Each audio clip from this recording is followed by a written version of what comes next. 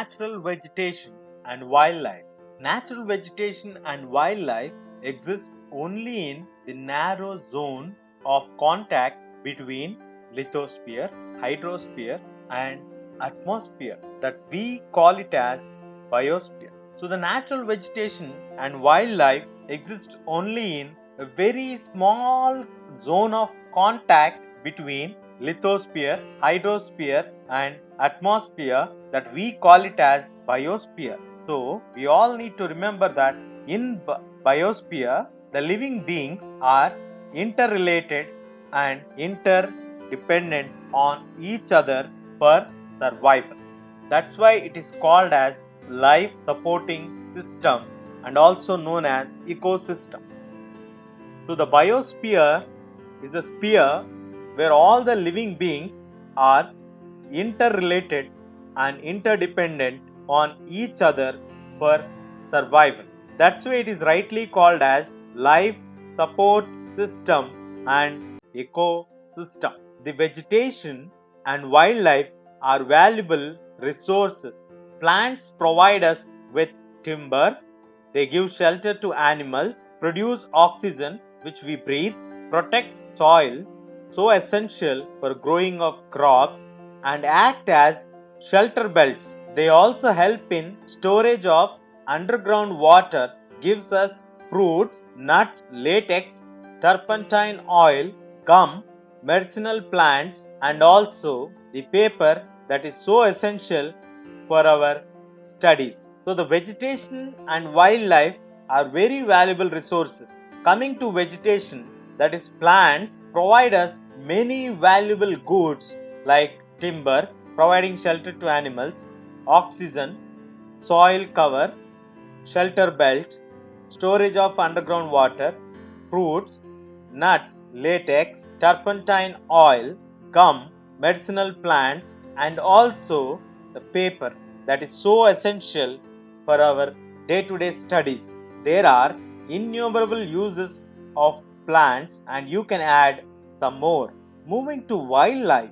Wildlife includes animals, birds, insects, as well as the aquatic life forms. What includes in wildlife? The animals, birds, insects, as well as the aquatic life forms come under wildlife. What do they provide for us? They provide us milk, meat, hides, and wool. They provide us milk, meat, hides, and wool. Insects like bees provide us honey. They help us in pollination of flowers and have an important role to play as decomposer in the ecosystem. The birds feed on insects and act as decomposers as well. So the honeybees helps us in pollination of flowers and also play an important role in decomposing or acting as decomposers in the ecosystem. Coming to vulture, vulture acts as a scavenger because it has an ability to feed on the dead livestock. So, the ability of the vulture makes it to be as a scavenger and considered to be a vital cleanser of the environment. So, animals, big or small, are integral to maintaining the balance in the ecosystem. The animals play a vital role in maintaining the balance of an ecosystem. Let us now look at the distribution of natural vegetation. The growth of vegetation depends primarily on temperature and moisture. So, the growth of plants depends basically on the temperature and moisture of a region. The major vegetation types of the world are grouped as forest, grasslands, scrubs, and tundra. Basing on the vegetation, the entire vegetation is divided into 4 groups. They are forest, grasslands, scrubs, and tundras. In the areas of heavy rainfall, huge trees may thrive up. The forests are thus associated with areas having abundant water supply. This is the key factor to understand that forests are always associated with abundant water supply. As the amount of moisture decreases, the size of the tree and their density also reduces. With the increase in the moisture in the soil, the growth of the tree increases, but with the decrease in the amount of moisture reflects directly on the size of the trees and their density to reduce. Short, stunted trees and grasses grow in the regions of moderate rainfall, forming the grasslands of the world. Thorny shrubs and scrubs grow in dry areas of low rainfall. In such areas, plants have deep roots and leaves with the thorny, waxy surfaces which reduce the loss of moisture through transpiration. In the thorny shrubs and scrubs which grow in the low rainfall regions or dry regions, they have deep roots and the leaves with the thorns and waxy surfaces which will reduce the moisture through transpiration. The loss of moisture through transpiration. Tundra vegetation of cold polar region comprises of mosses and lichens. Today, there are many people in the world than there were 2 centuries back. It's a direct reflection that number of people have increased over the 2 centuries. To feed the growing numbers of population, a large area of forest have been cleared to grow crops. The forest cover all over the world is vanishing rapidly. There is an urgent need to conserve this valuable resource.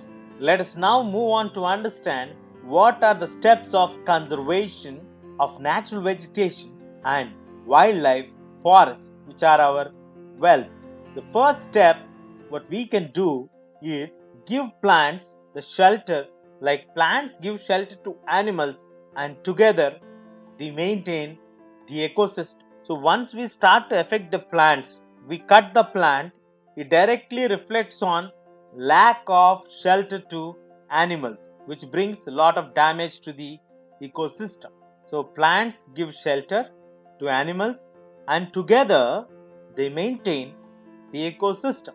The changes of the climate and human interferences can cause the loss of natural habitat for plants and animals. Many species have become vulnerable or endangered, and some are on the verge of extinction. So we need to be very careful with regards to the species, because some are already endangered, some are vulnerable, some are in the stage of verge of extinction at the dead end. The steps which cause to this situation are deforestation, soil erosion, construction activities, forest fires, tsunami, and landslides are some of the human and natural factors which accelerated the process of extinction of these resources. One of the major concerns is poaching, which results in sharp decline in the number of particular species. The animals are poached for collection and illegal trade of hides, skin, nails, teeth, horns, as well as the feathers. So the animals are poached for the collection and illegal trade of hides, skin, nails, teeth, horns, as well as feathers. Which are the animals that are poached for these collections? They are tiger, lion, elephant, deer, black buck, crocodile, rhinoceros, snow leopard, ostrich, and peacock. So we need to start increasing awareness to people, build national parks or set up national parks, wildlife sanctuaries, biospheres, reserves are made to protect our natural vegetation and wildlife. The conservation of creeks, lakes, wetland is necessary to save the precious resources from depletion.